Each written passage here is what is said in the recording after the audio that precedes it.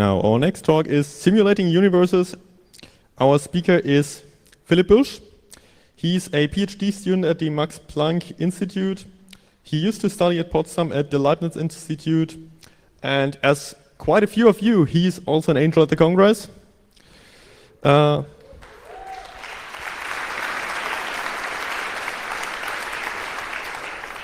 He's going to speak about how astrophysics profited from improvements in computational power and what the current understanding of the universe is for this perspective. Please welcome him with a huge round of applause.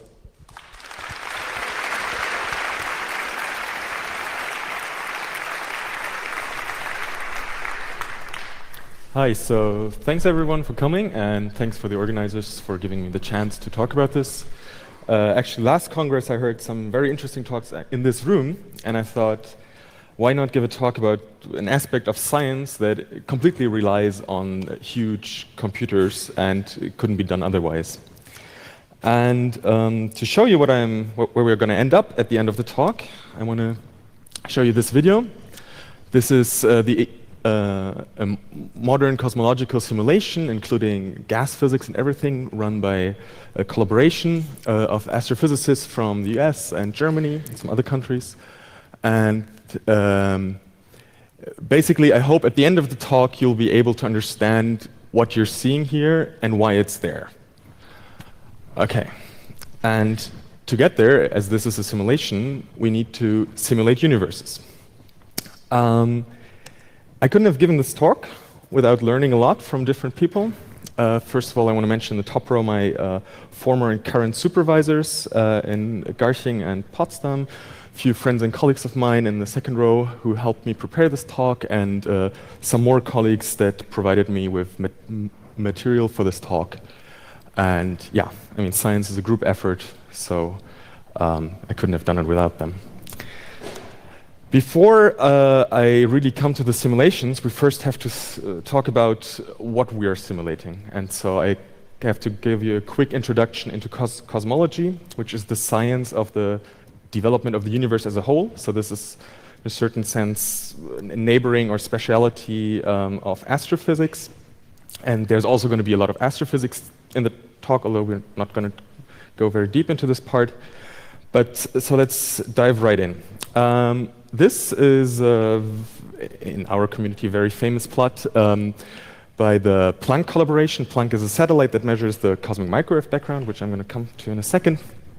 And this basically has it all in there. Everything that we know, or that we think to know, or do know to a large degree, about how the universe developed is in this plot. We're here today, and because light has a finite speed, we look away and we look into the past, because light from further away took some time to reach us. And so we look all the way to the past, and of course we can't look all the way to the Big Bang, but that's where our story starts. And so we have this Big Bang event, which I guess all of you have heard about, and afterwards we have a phase of rapid expansion in which actually quantum mechanical fluctuations are blown up to macroscopic sizes. And it's these fluctuations which perturb an initially homogeneous universe, and which then bring the structure that we see today, galaxies and so on. And after this very rapid expansion, the universe still expands, and as it expands, it cools down, and particles start to form. There's still a lot of light in there, so a lot of photons which interact with these particles. And some of these particles are what we call dark matter, and they don't interact with these light particles, while the rest is the normal matter that we know, so basically protons, neutrons, and later on electrons. And they do interact with light. And because they do interact with light, although they attract each other gravitationally, they do not form structure yet. But dark matter, because it's decoupled from the photons, can already start forming structure. And that's one of the hints why there has to be something like dark matter, because if there wouldn't be dark matter, there wouldn't have been enough time today to see any structure in the universe as something like galaxies and so on. Okay, then the universe further expands, the contents further cool down, and at one point the universe is so big and so dilute that the normal matter and photons stop interacting with each other. And at that point, the photons can just fly freely, and at some point later on reaching us after being redshifted by a lot of much. Redshifting is, so the wavelength increases, red light has a longer wavelength, so we call this redshifting. And that basically happens because the universe is expanding under the light as it travels to us. And because of this redshift, it reaches us as cosmic microwave radiation, the cosmic microwave background. But at this point, it's not a microwave yet, it's a shorter wavelength. Anyway, the dark matter has already formed structure. The gas streams into the structure and starts forming stars and galaxies. And more structure forms the longer the universe exists, so stuff further clumps, and it becomes less and less homogeneous. And this is this dark matter structure in purple, but the structure we actually see are the galaxies.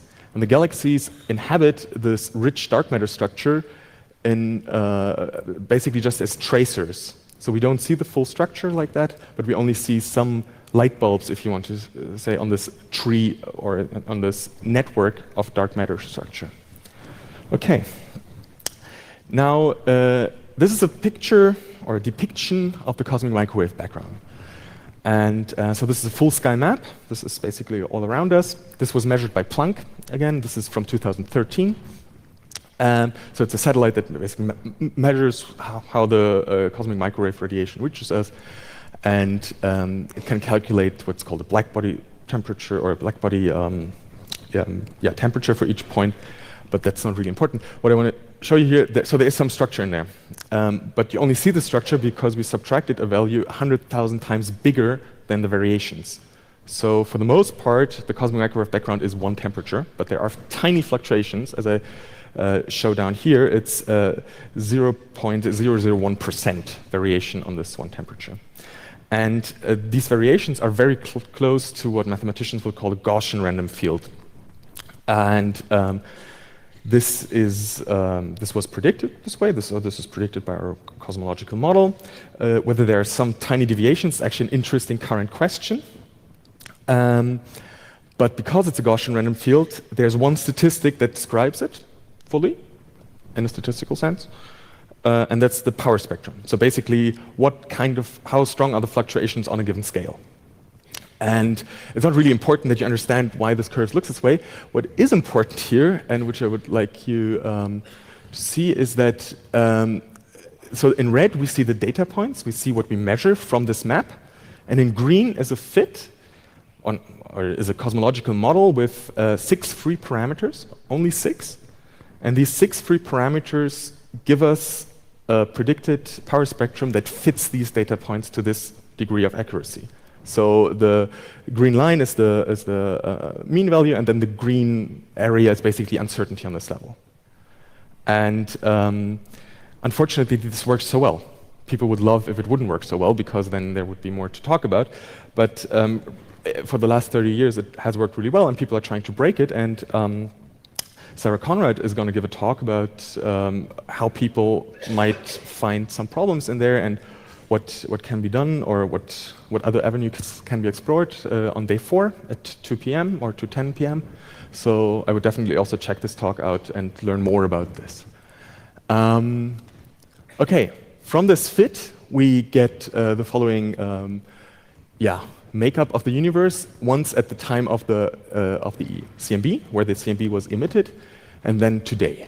And at the time of the CMB, then was emitted atoms and dark matter, which don't really change in absolute amount, but in relative amount, were the most part of the universe. Then we had neutrinos and photons, and because of the expansion of the universe and the redshifting, they decrease in basically energy content, and atoms and dark matter still stay the same. But then there's something weird called dark energy, which drives the accelerated expansion, as we know, since the late 90s of the universe. And which again, Sarah Conrad will also talk much more in depth about. Okay, so so far I mostly talked about gravity only, and I talked a bit about gas flowing, and that also sets the stage for our simulations.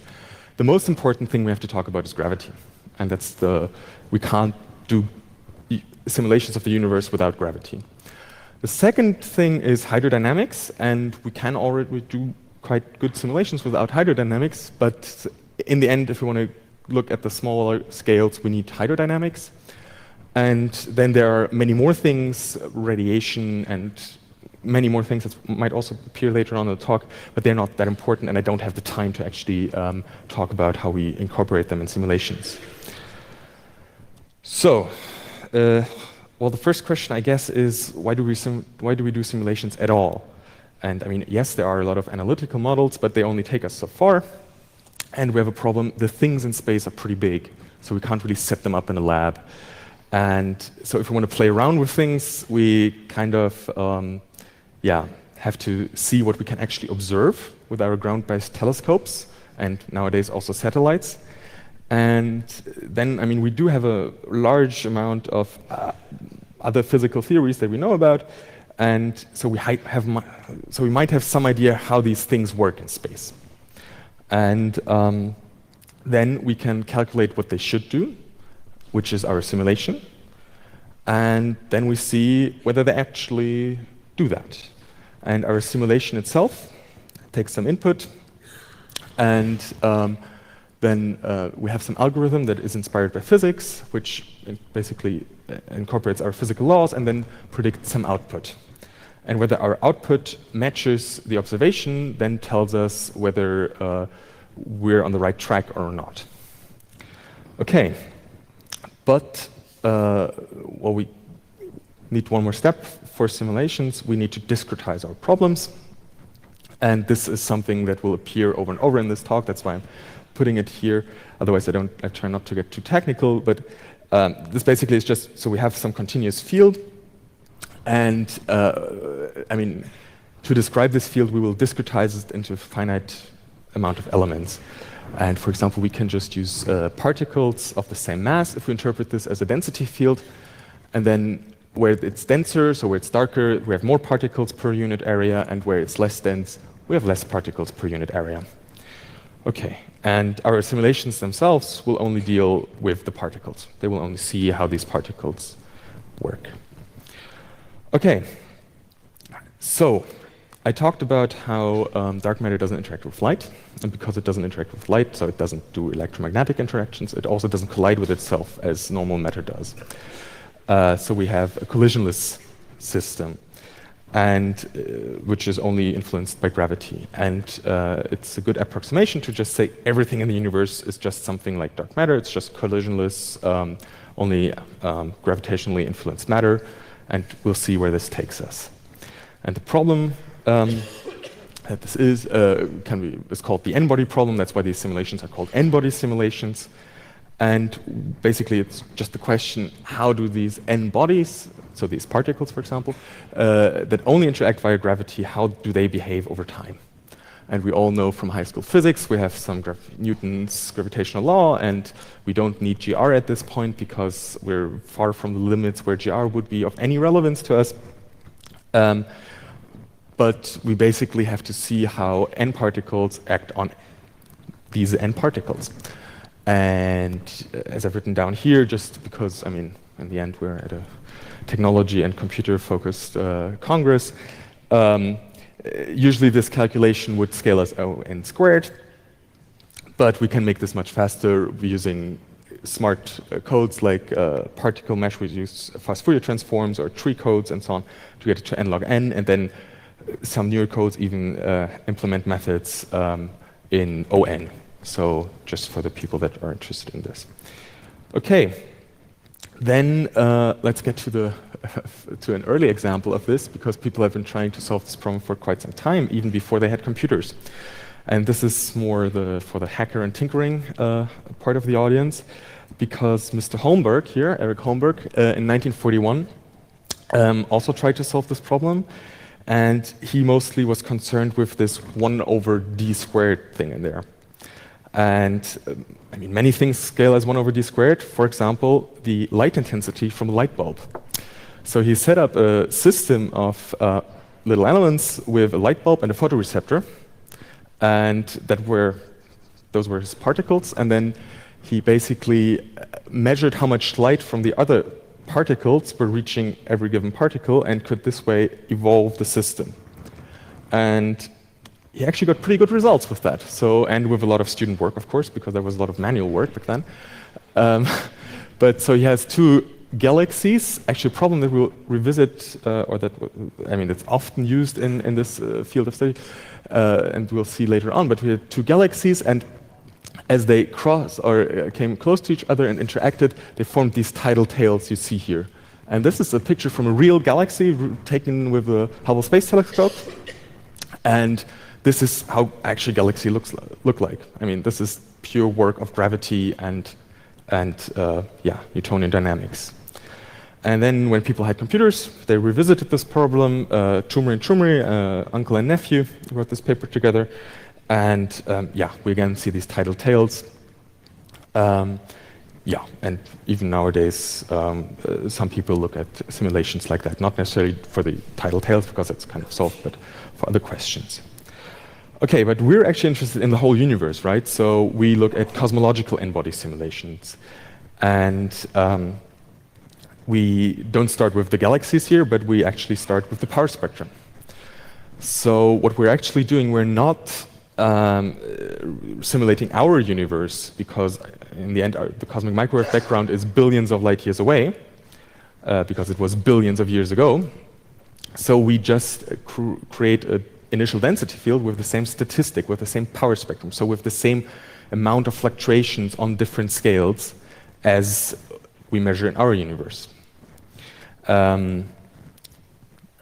And while nowadays you can do, maybe you come a bit closer, as I will show in the end of the talk, to our universe, that is what we do for the most part.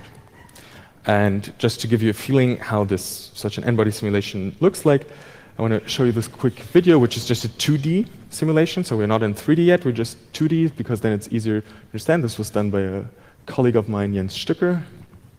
And you basically see how in slightly underdense regions the particles flow out, and where you had these slight overdensities, the particles flow in. And then at some point they meet each other, down here for example, and they flow through each other and they cross. And we get this system of filaments and nodes. And remember this first video, we also had this system of filaments and nodes. Of course, in 3D, it's a bit different, because after one crossing, you get some two-dimensional structure. You get a sheet. And then after a second crossing, only you get a filament, because then you have collapsed 2 dimensions and you're left with 1 dimension. And then when you collapse it in more dimensions, then, for example, down here, also now we collapse 2 dimensions in 2D, and 3 dimensions would collapse 3 dimensions, you get what we call halos. And halos are the birthplaces of galaxies, because they are the densest dark matter structures, and there the gas flows in, and then the galaxies, both stars and the galaxies that make up these, and the stars that make up the galaxies form in there. Sorry. But we're also not the first to do this, of course. I mean, people in the 70s already did this, and this is a video that a colleague of mine unearthed in Estonia from the USSR, and where Doroshkevich and his co-workers already did this in the 70s, and then must have projected it on some screen and filmed it with some camera from the screen.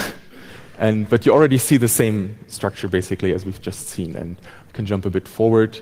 So there, if we jump here, they also did the same problem, basically, that we just showed as a toy example. And I mean, that's by now, 41 years ago. And they even had quite realistic like cosmological density fields. But I mean, in 2D here, but nevertheless. So what I'm working with still, despite this having been run in 2005, but there's just a lot of information in there that we can still investigate, is the Millennium simulation, which is very important for the field, because at the time it was the largest simulation and it was very influential in the development.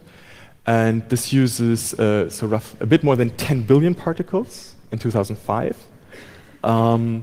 And each particle represents something like 1 billion solar masses. So 1 solar mass is 1 sun, and 1 billion of them is 1 particle. And we have 10 billion particles in the simulation. And the box is 500 megaparsec. So we always have this, let's just ignore this over H here. And 1 parsec is a bit more than 3 light years. And a megaparsec is then a bit more than 3 million light years. So, and we have 500 of them on each side. As you will notice, actually, we have 1 gigaparsec here in this picture of the slice. This is because the people did a very smart trick of basically unfolding this box for this picture so that it doesn't repeat. But then this video shows us a flight into this thing, into the simulation, and we'll see how much structure is actually resolved. And at this point, so this is actually a good, nice place to stop. Here you can see a lot of things already. So you see this network, which is called the cosmic web, and you see the nodes in there, where this is where large clusters of galaxies form, and here smaller clusters or groups. You have empty regions, the voids, and you have filaments. This is where also a lot of galaxies live, and which are traced then by basically these linear arrangements of galaxies. And then let's jump forward a bit. So now we're zooming into this thing, and we still see structure, right? We started with like thousands of megaparsec, now we're to single megaparsec, and there's still structure. And that is, to me at least, absolutely fascinating that we can see that much in a simulation. Nowadays, of course, computers get bigger, simulations get bigger. This is from last year. It's one of the biggest that I know of. It's a 2 trillion particle simulation, so 2 with 12 zeros. And this is used for a future satellite mission, basically to have some data that you can already analyze before the mission is running and to learn how to analyze the data from this mission. And again, here you see, you kind of see these little density peaks, the halos. And that's a very useful abstraction because they are the birthplace of galaxies. And I already told you some of these things. So halos are these gravitationally collapsed dark matter objects. And we really would like to know a lot about halos, and they're basically the core outcome of these simulations, the core result of these simulations, to know about how the halos are distributed, how they look like, and so on, because how a halo looks like and how it was formed tells us about the galaxy that was formed in there. And so here I just chose this picture because it nicely shows this process of going from a part of the density field with all these density peaks in here, and then we separate it into a main halo and a lot of subhalos. And then basically we're mostly interested in this abstracted picture, of course not necessarily in a plot, but in as an abstracted data analysis kind of way of thinking. And then we want to know how these halos, what they look like and how they were formed. And to define these, there are various methods. So in the 80s, people started with what they call friends of friends halo finders. I also worked with them for quite some time, which basically just collect, like cluster all particles. I think people from machine learning will also know these algorithms as cluster finders. And then there's another one, spherical overdensity finders, which just look for overdensity peaks or density peaks and then grow spheres around them until they reach a certain minimum density and stop. But modern halo finders, for example, Rockstar by Peter Beruzzi, they're much more complex, and they don't only work on the positions, but they also take the full phase space, so including the velocities into account and so on. Yeah, but I also told you that we're interested in how the halos form, and that is encoded in here, and this is what's called a merger tree. Basically, because halos don't form just from accreting diffuse material, but they also form from halos merging. And this is what we see here. So this halo today was formed from all these different halos. And I mean, you see all these little halos here, basically, which at some point in time, so this is time looking backwards from today, merged with this halo and make up this halo. Okay, so what is one of the, well, most prominent and most important outcomes of these simulations that we didn't know about before, actually, is what's called the NFW profile after the discoverers Navarro, Frank, and White, which discovered it in 1996 in simulations. And this is very remarkable because they found that no matter the mass of the halo, all the density profiles, so basically how the density evolves as you go outwards, can be described to a very good degree with two parameters, this RS and rho. And R is basically how far out you are. And so you have a r to the -1 slope in the center, and then at some point at RS you go over to an r to the -2 slope. And you have some normalization factor. And that's actually quite remarkable. And this has also been tested with observations and has worked very well so far. Of course, there's slight deviations in certain cases, but it's a very good model. And it was not theoretically predicted before. I mean, people had ideas, but how they should look like, but that it really is that was unclear before the bigger n-body simulations in the 90s. And we can also, I don't have really time to talk about how, but we can populate these dark matter-only simulations despite not having gas in there with galaxies through using these merger trees and the masses of the halos and so on. So just through this dark matter information, which basically represents dark matter and gas, we can populate them with galaxies and then compare these galaxy populations with real observations of galaxies. And in the top left part of this plot, we see real observations. So people going out there, taking the telescopes, measuring positions of galaxies in distance and on the sky. And we can do this in the simulation. This is in the Millennium simulation, and do it in the same fashion. And we see there's not a big difference. I mean, it really looks the same. So we are on the right track there. And this is also why, for example, these mock simulations for these bigger, or for this satellite, this Euclid satellite that I showed you before, where they do these simulations, because basically you can do this analysis already in simulations to then do the analysis later on with the real data. Okay.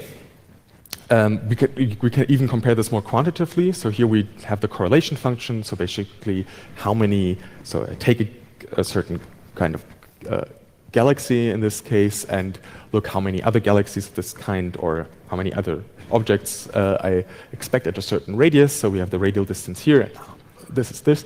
But it doesn't really matter what it shows in detail. What I want to show you is that the dots are the measured values from the very important SDSS survey, and in red we have different kinds of populating the simulation with galaxies, but it works really well, even if we split galaxies into red and blue, and if we go to different masses. So this is a factor of 1,000 in mass between here and here.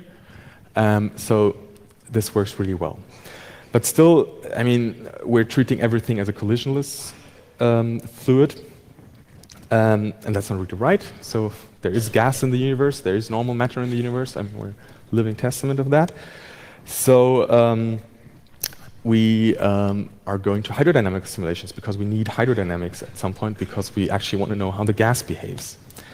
And these hydrodynamical simulations, for us today, they're only going to have these 4 ingredients. So apart from gravity, of course, I mean, gravity is still in there, it's still the most important part. We need to model the hydrodynamics. We need to see how we form stars in there, because that's in the end what we see. And how we treat the supermassive black holes, because and at the center of galaxies, because it turns out they're actually quite important to what we see in these galaxies. And how the stars and the supermassive black holes act back on their host galaxies, and how they form them. And there are more phenomena that are included nowadays in most simulations, but as I said, time does not permit treating them. Okay, so Eulerian hydrodynamics is the first way of treating hydrodynamics. So we just discretize space this time into a grid, and because we have some regions where we need more spatial resolution than in others, we have a nested hierarchy of grids in there, and there are codes today that still use them, or not still use them, but that do use them. For example, Ramses and ENSO, 2 codes that are very important in the field. And but this basically, as I said, discretizes space. But before we discretized mass, we can also do this for hydrodynamics. We basically divide our gas up into particles or moving cells.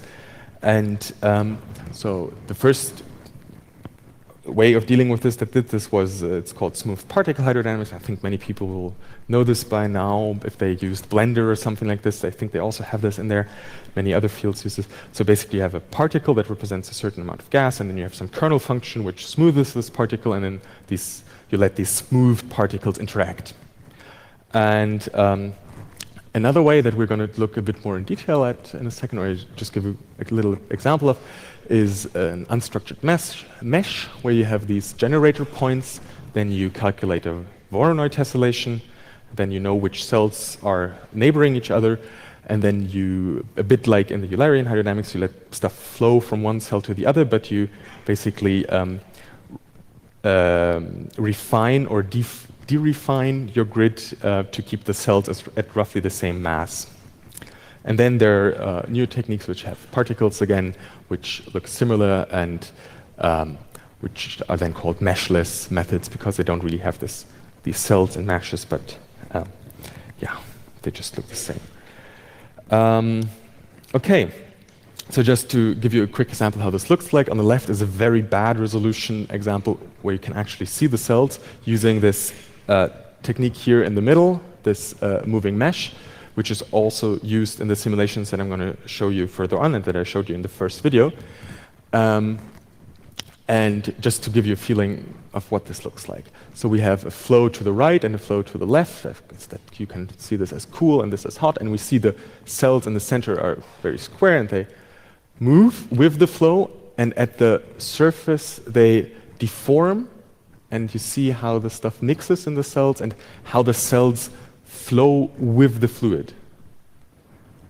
And this way, you basically, this makes it often advantageous as compared to Eulerian hydrodynamics. And then if you don't do this with bad resolution, but with a quite good resolution, and this is pretty much the same problem, with a little bit different initial condition, but we get very nice results. We get a very nice Kelvin-Helmholtz instability, which is the standard test of hydrodynamical codes, with these two fluids flowing through each other or by each other. And we see the level of details and vortices that we can track with this. Okay, so this is hydrodynamics. We hope we have a good handle on that. Then what about stars and supermassive black holes? Problem is we can't resolve them. I mean, particles are still, even in good simulations, they're still way too big to track single stars or to represent the space that actually is the supermassive black holes. I mean, they're huge, but they're still really, really tiny compared to the dimensions of the simulation. So what we use are subgrid models, which are effective models, which basically tell us how the processes that we cannot resolve behave and how they act back on the scales that we do resolve. And so instead of resolving how all these single stars in this forming star cluster in the Andromeda galaxy, that's where this picture's from, actually form, we just have star particles which represent sometimes millions, sometimes thousands of stars. And then we have models how basically when these stars explode, how they feed back energy and momentum into the surrounding gas. The same happens for supermassive black holes. So here we have a multi-frequency composite image of a very active galaxy where the supermassive black hole at the center drives out these jets and emits a lot of energy because, black holes do eat, but they're very messy eaters. So when they eat, the material that falls in gets heated a lot, it radiates, and also a lot of the materials actually spew out again and imparts momentum on the surrounding gas. And how the supernova feedback looks like, I want to show you in this video run by Chayu Hu from MPA at the time, now in New York. And this gives you a face-on density map of a dwarf galaxy and cut through this galaxy. And we see stars forming and then exploding and forming these low-density bubbles as they drive out the gas. And this is most important in small galaxies and dwarf galaxies because they're not massive enough to really keep all the gas in. And they're the potential well, so the gravitational potential is weak enough that these supernovas can really do a lot of damage. And as we see here, really reshape this galaxy. Okay. On the other mass end of galaxies, we have very massive, supermassive black holes. And yeah, here I want to show you this video run by Di Matteo and collaborators in 2005.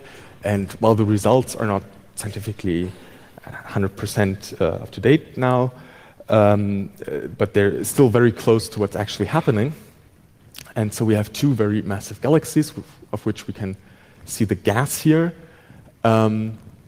with the hue representing the temperature and the color the density, if I remember correctly, interact, so fly by each other. That actually, remember the tidal tails that I showed you before? That's what's forming there right now. So we see these tidal tails, and we have supermassive black holes at the centers of these two galaxies. And at one point, they start eating a lot of this gas, which is driven on them as part of this collision, and it starts heating up, and we already see some outflows there.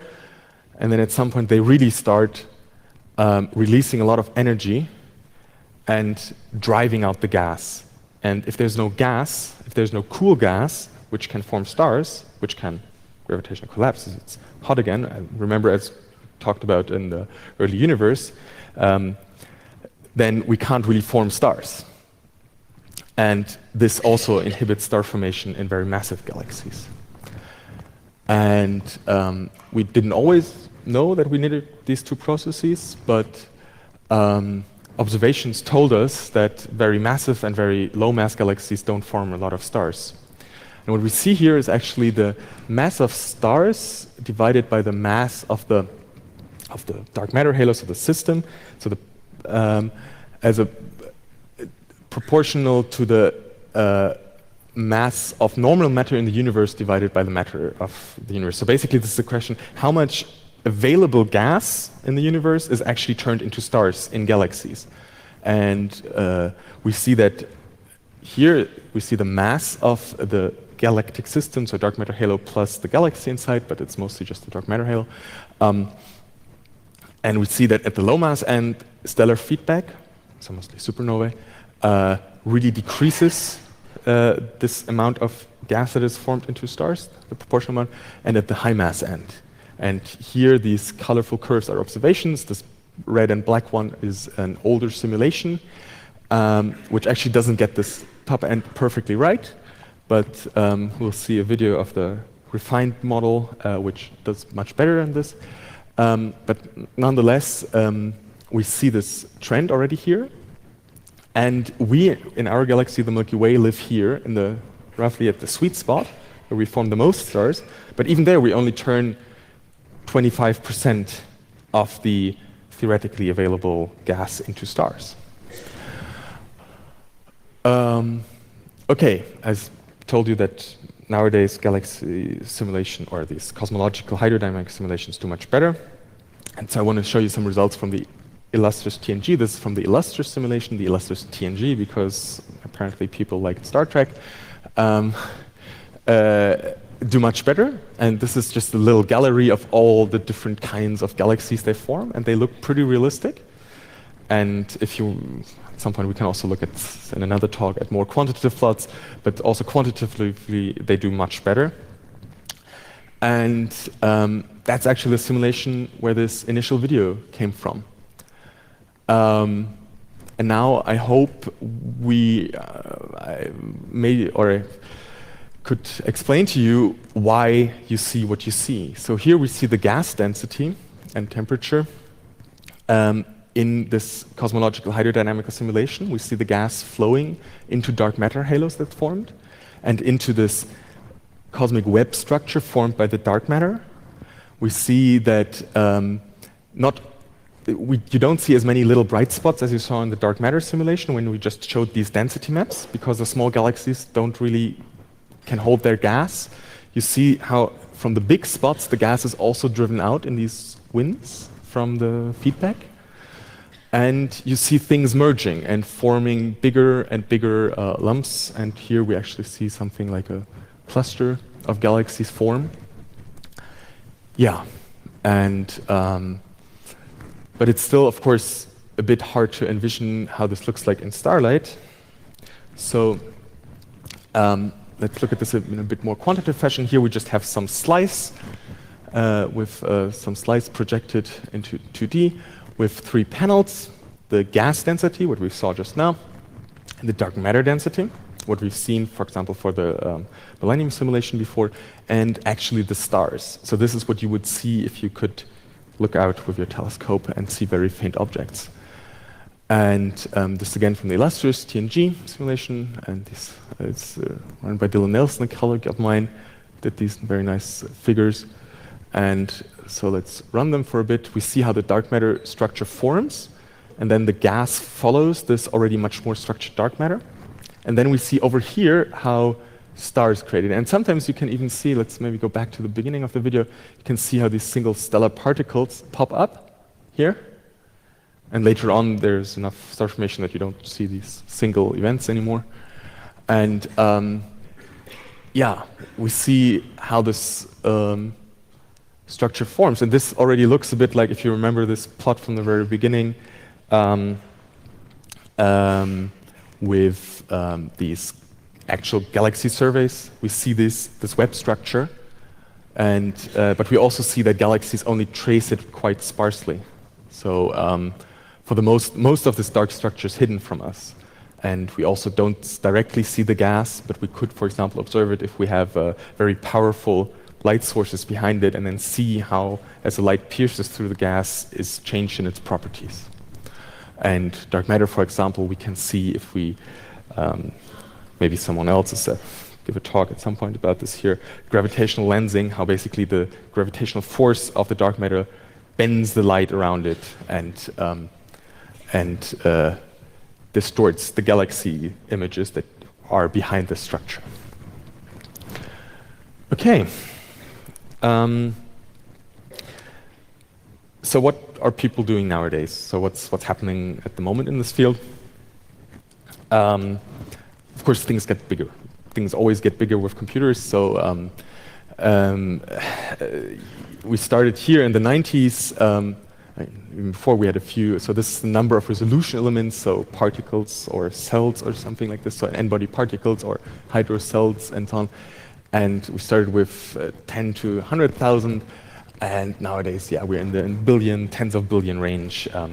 N-body simulations were always faster because gravitation, just calculating gravity is much faster than also doing all these other calculations. But they actually track each other quite well. This is from a publication by Ganel in 2014, so we don't have the most recent developments on here. But as things get bigger, they also get much harder to save. So the Millennium simulation uses roughly 300 gigabytes per snapshot just for the particle data. Then if you have data products, it gets much bigger. And we have 64 snapshots, so that's roughly 18 terabyte that we need to save if you want to keep it. This Euclid flagship simulation, I calculated if you would save it as the Millennium simulation, of course you can trick a bit, but then it would be 60 terabytes per snapshot. If we have 60 snapshots, this would be 3.6 petabyte, which I guess is not, I mean, yes, I think we can save it at our institute, maybe 3 times or so, but then our storage is full. So the solution is we don't really save everything. So we produce these halo catalogs that I talked about before. So we look for the halos on the fly and write those things out and how they merge into each other and so on. And we only record data on a light cone because, I mean, you saw this before when I showed you this plot in the beginning of the history of the universe. As the light reaches us, it basically, light from further away places reaches us later. So we see into the past as we look out. And so basically we record on a light cone as if the light would go through the simulation box and just record the particle data on this light cone, and then we have basically a simulated observation from a certain point in this simulation box. Okay, they also get stronger. They have more physical processes included, things that I didn't talk about, but for example, radiation, magnetic fields are already included in the illustrious TNG and illustrious simulation. Cosmic rays dust. Stars produce dust, and dust couples gas and radiation. And in the end, there's a lot more processes that we can follow, which also increase computational complexity. And as we increase our resolution, we decrease what we have to consider subgrid. So in this simulation of the supernova in this galaxy, I mean, the star particles were, I think, 10 solar masses or so. And in other simulations, they would have to be thousands or hundreds of thousands of solar masses and so on. So sometimes you actually resolve single stars in this very high, so the very massive stars you would resolve as a single particle in these simulations. And they become faster but I mean, this being faster is then translated into we make them bigger, so they're as slow as before because we have the same lifetime as a researcher, but we now have more computational time. We also include more things in them. But of course, also the codes get faster, as I told you about before. I mean, when we talked about this n-body problem, there are faster and faster methods, and the codes become just much more efficient. And we also have new codes that maybe solve certain problems in a more specialized but faster way. But as computers become bigger, scaling becomes more of a problem because we don't just use one core in the beginning, or maybe a few hundred or a few thousand, but now we come into the scale where, so I talked once about running something on the Tianhe computer, so I think that's 1-point-something million cores or so, I forgot. But anyway, so we're talking about massive numbers of cores that have to work together. And so scaling becomes a major concern. And so right now, most of these simulations are programmed in this typical MPI OpenMP paradigm, where you have MPI for the inter-process communication, and then on a node you have OpenMP threads that do most of the work, sometimes just MPI with one process per core. But people move away from there and work with computer scientists and specialists from big HPC vendors to get faster and better algorithms into these simulations. And as they become faster, there's one more thing that I wanted to show you. We can actually do interesting things with them. And this is something that Jens Jasche, who used to be at my institute and is now in Stockholm, does, where he basically tries to, in a certain sense, fit n-body simulations to our local universe. So where he basically calculates an n-body simulation in a quick way, and then perturbs the initial conditions in such a way that he comes closer and closer to the real outcome. And here on the right, you see in dark his simulated density field, and in red actually galaxies from a real galaxy survey. And they match really well. Okay, there are some parts where they don't really match, but for the most part, they match really, really well. And then he knows from where he started, so this is on a shell 100 megaparsec around us, and so this way he can unravel the initial conditions of our own universe.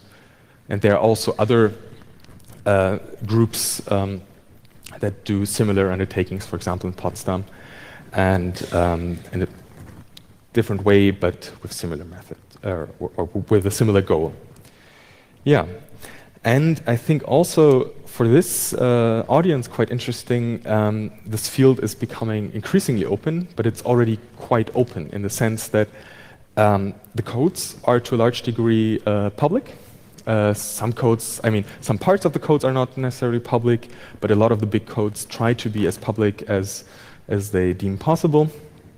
So you can just go to GitHub or whatever and just look for these codes and run simulations yourself. They have some small working examples and you can toy around with them. I mean, you don't really have a supercomputer, but you can still do some nice little exercises. The simulation results are often made public. So they actually want you to use the data. I mean, you as a scientist now that produces relevant citations. And that really helps make these simulations known and get more value out of these simulations because more people can actually work on them. And here again, I want to give the run the Millennium simulation as an example. So in 2018, I'm still working on this. This was run in 2005 when I turned 14. And today, or the last time I checked, there were 974 publications that used the data from this simulation for this publication. I mean, some of them were just on the simulation, some compared it with others.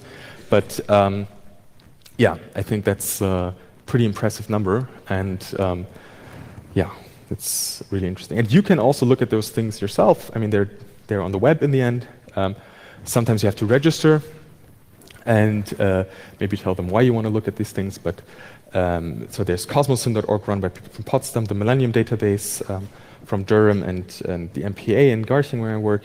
CosmoHub, I think it's in ETH, and the Illustrious TNG database from this Illustrious collaboration, also MPA and Harvard and some other institutions that are involved there.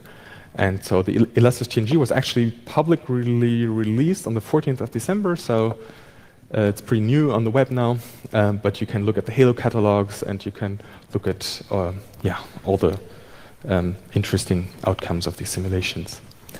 And with this, I want to leave you with my take-home messages. I hope I could yeah, explain to you why cosmological simulations are really powerful tools. And for cosmology and galaxy formation in these cosmologies, and how they predict also some previously unknown things that we, for example, this NFW profile that we didn't really know about before, and also they're quite robust in terms of the gravity, and also, I mean, we've seen there was some evolution still between, for example, Illustrious and the Illustrious TNG, but they're also getting better and better in this respect, and that they're huge computational undertakings, and that they're very nice examples of how science and its results can be made public, and the way to get to these results as well. And yeah, and if you want to know more about the physical side of these things, there's going to be a great talk by Sarah Conrad from Heidelberg, who's going to talk about dark matter and dark energy on day 4 at 2:10 in Borg. And yeah, I'll definitely go there, and I hope I'll see many of you there. Thank you.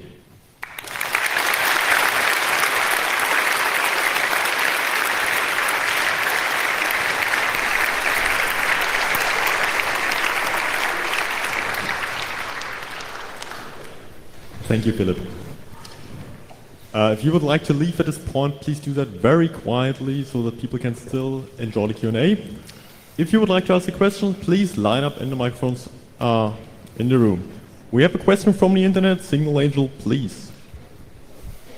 The reason for the simulation results embargo? Sorry? What is the reason for the simulation results embargo?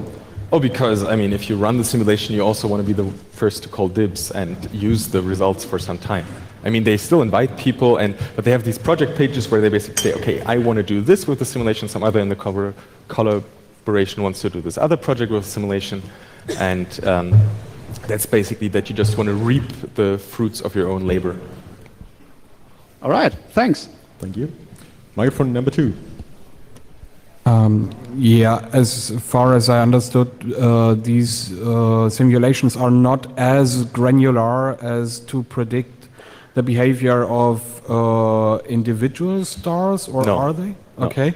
How far along will it approximately be until this is possible, and also factors like the different classes, star classes of the Hertzsprung-Russell diagram? Yeah, no, I mean, there are, flow into it. I mean, so there was something that I had in the talk that I threw out again.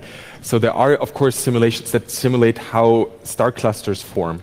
So there are simulations even that simulate how a single star evolves in 3D, and how it explodes as a supernova. But I think it's not not every simulation has to do everything at the same time. I mean, you can have specialized simulations that look on a certain length scale and then use the information, and that's also what people try to do, to use information from that length scale then in a model that you can basically use as a subgrid model in larger simulations, for example. Thank you. Please try to limit your questions to a single sentence. Microphone number 1, please. Hi, and thank you. of all the particles in our physical universe having mass, is every particle able to interact with every other particle? No. Thanks. Microphone number 4.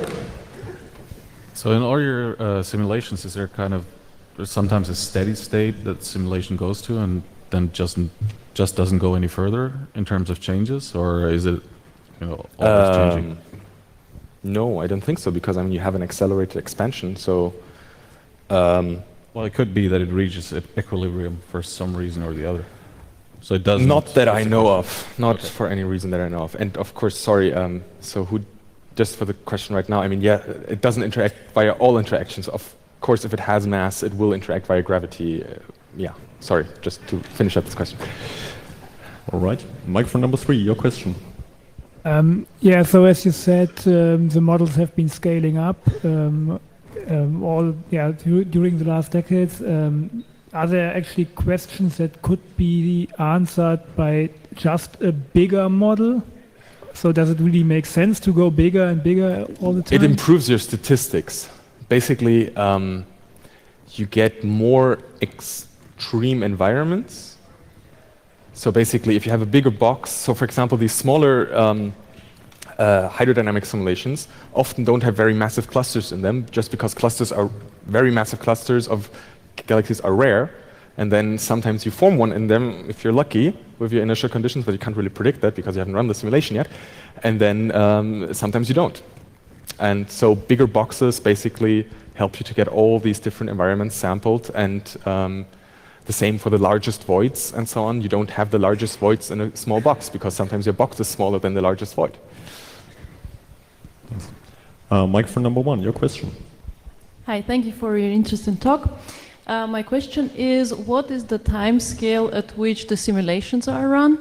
Meaning, so you basically start the simulation from this image of this temperature scan, right? And then you run it for I don't know how much.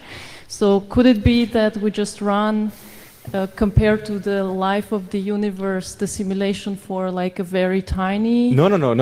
So you run it. So you don't run it. You don't run directly from this image, because in the beginning you can do analytical approximations, but then at some point those break down, and then you have to really do these calculations. But then you usually run them until today.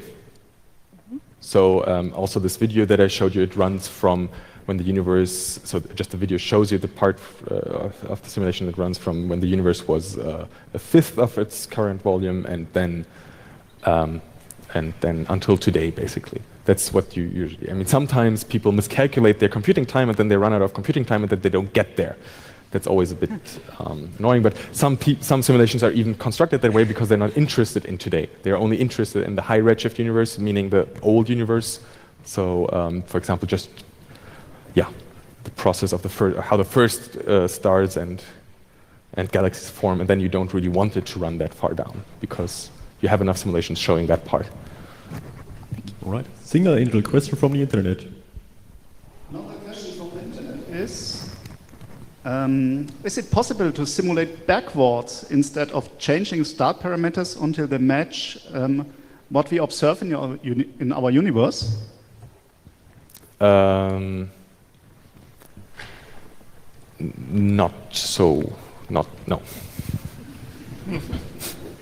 Okay.